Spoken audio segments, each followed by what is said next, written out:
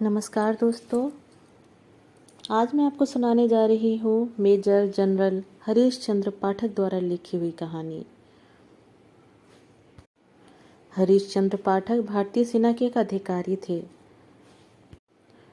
उन्हें 1971 के भारत पाकिस्तान युद्ध में फतेहपुर की लड़ाई के दौरान दुश्मन का सामना करने के लिए वीरता के लिए भारत के दूसरे सर्वोच्च पुरस्कार महावीर चक्र से सम्मानित किया गया था। तो आइए सुनते हैं उनके द्वारा लिखी हुई एक कहानी, खोई हुई औरत। वे हाँफ अब भी रही थीं।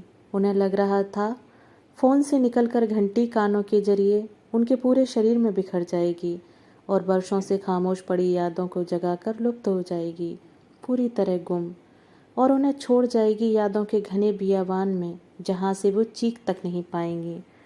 पर यह सब उनका भ्रम था, केवल भ्रम। वे उबलती आंखों के साथ फोन को देख रही थीं।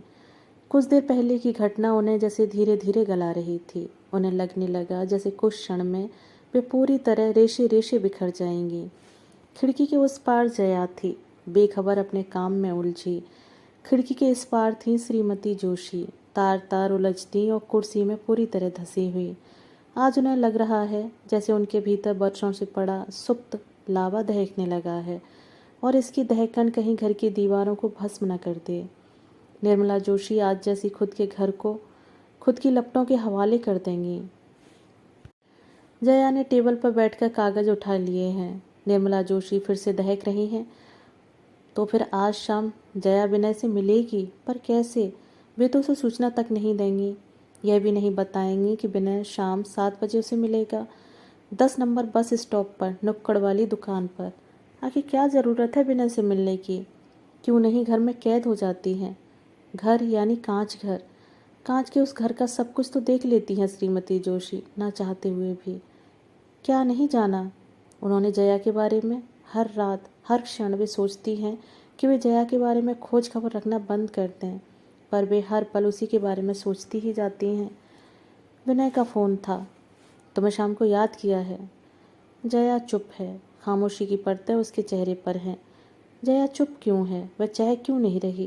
वह पूछ क्यों नहीं रही कब मिलेगा, कहाँ, कब तक, कब फ़ोन आया?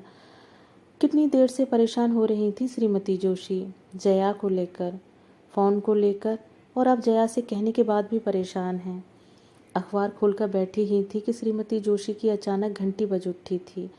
फ़ोन उठाया तो उधर से बेहद मुलायम आवाज़ उनके कानों में घुसी। मैं विनय बोल रहा हूँ, विनय पंत। जया है? वे चुप हो गईं।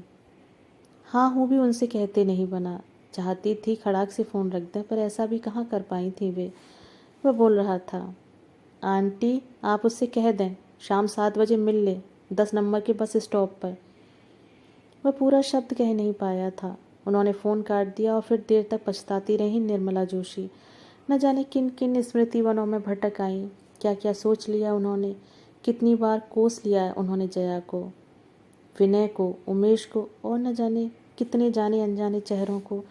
कांच के उस पार जया है, कांच के इस पार श्रीमती जोशी हैं। जया, श्रीमती जोशी।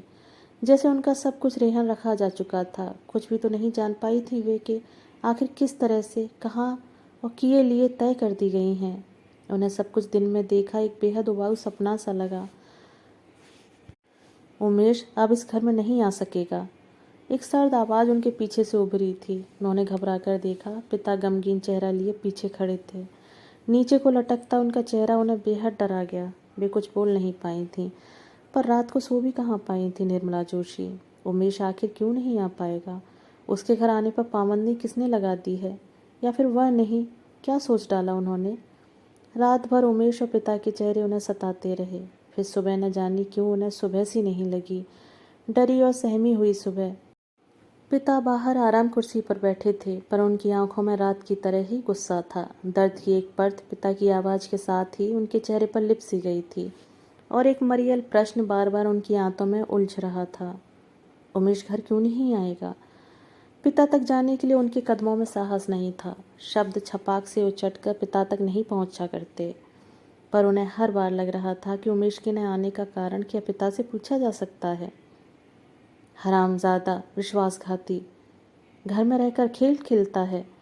अचानक पिता चीखे थे और उनके सामने सब कुछ खुल गया था। आहिस्ते आहिस्ते। मुझे क्या पता था कि वह हरामी मेरे घर में आग फूंक रहा है। मैं सब समझ गया, उसका नाटक। और सुनो निम्मो, तुम भी आज के बाद उस ओर नहीं जाओगी, वरना।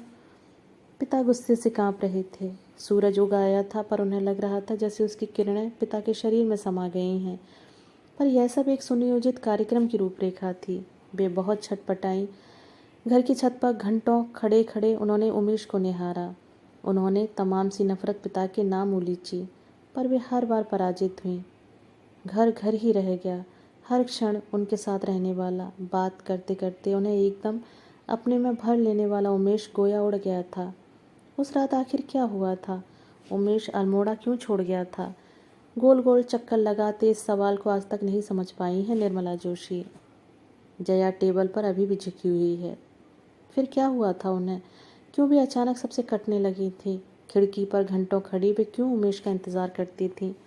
लैंप की पीली रोशनी में उमेश उमेश लिखकर क्यों फाड़ती थी वो? अचानक किस लोक में भटक गई थी निर्मला जोशी?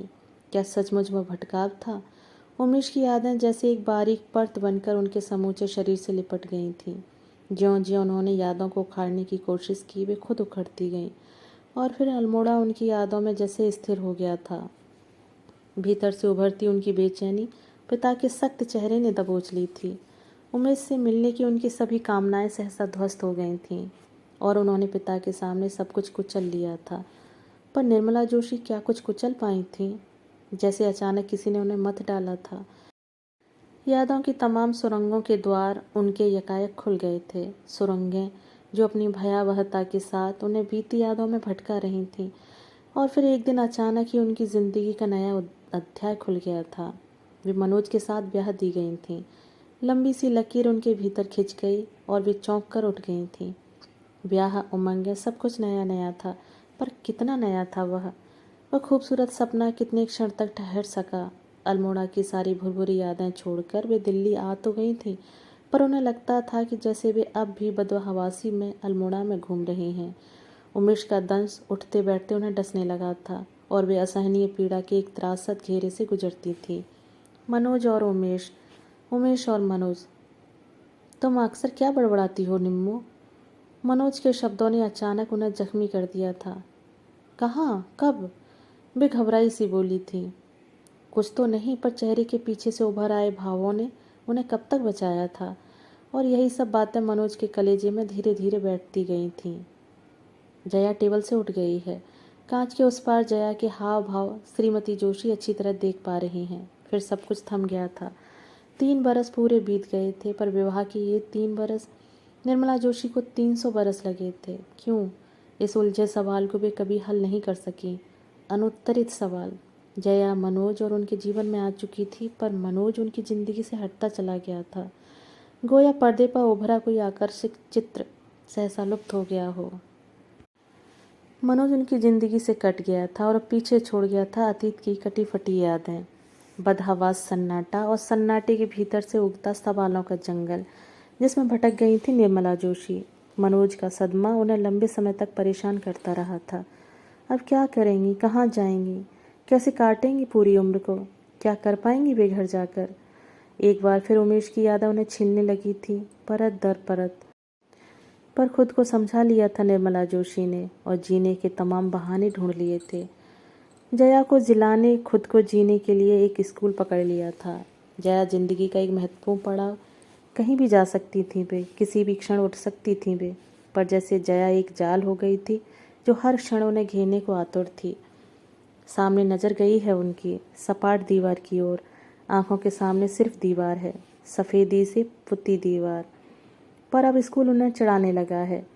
स्कूल की घाटी चढ़ते चढ़ते वे हाँफने लगी हैं, टूटने लगी हैं निर्मला जोशी। पर इस घाटी पर कौन आएगा उनके रिश्ते घावों को सहलाने? कैसे काबू पा सकेंगी वे?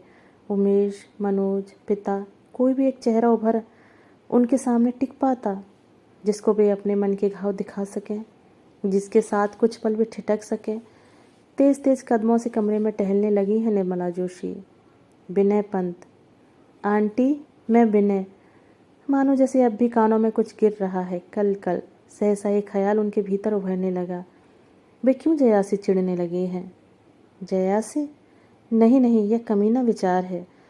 चोर नज़रों से उन्होंने इधर उधर ताका है, घबरा कर, पर यह सच है। सच। काश निर्मला जोशी समझ सकती जया की पीड़ा को। काश उतर सकती वे उस सुलगते मरुस्थल में जहाँ सहारे की तलाश में जया भटक रही है। 2 पल का साथ चाहती है जया, क्या दे पाई हो तुम उसे निर्मला जोशी? एक अपराजित औरत उनके भीतर से दहकी है। जया विधवा है और तुम सधवा होते हुए भी। आज किस दलदल में फंस गई हैं वे, कैसे उबर पाएंगी अब? आज एक मजबूत औरत कैसे बैठ गई है उनके भीतर आकर। बाहर अंधेरा उतरने लगा है। कांच के उस पार जया अब भी किताबों से लड़े जा रही है। विनय पंत 10 नंबर के स्टॉप पर थक कर खड़ा होगा। क्यों नहीं गई जया? जया विधवा है, जवान बेटी विधवा है। कितने मरे हुए सपनों को ढो रही है जया। क्या देख पाई थी वह? कुछ भी तो नहीं। घर संसार देह सुख कुछ भी तो नहीं। 4 दिन बाद वापस आ गई थी जया। सारा श्रृंगार धो लाई थी और साथ में ले आई थी जलते हुए सपने, धुएं होती उमंगें।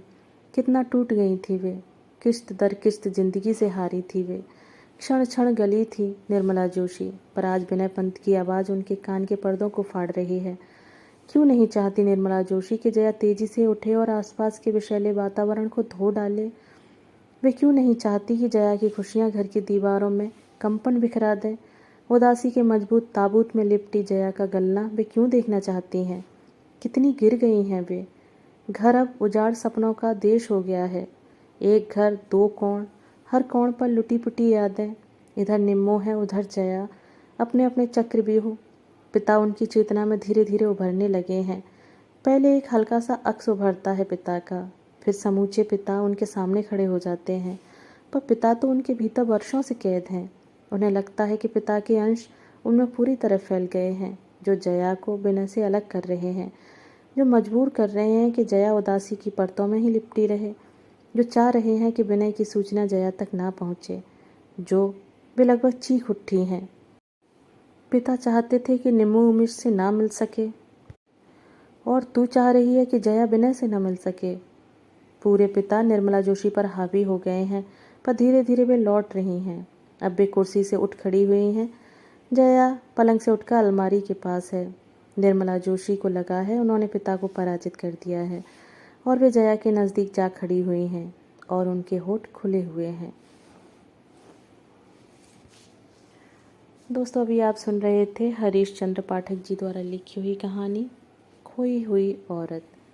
दोस्तों, कहानी आपको कैसी लगी? कहानी के विषय में अपने विचार कमेंट बॉक्स में साझा ज़रूर कीजिएगा। धन्यवाद।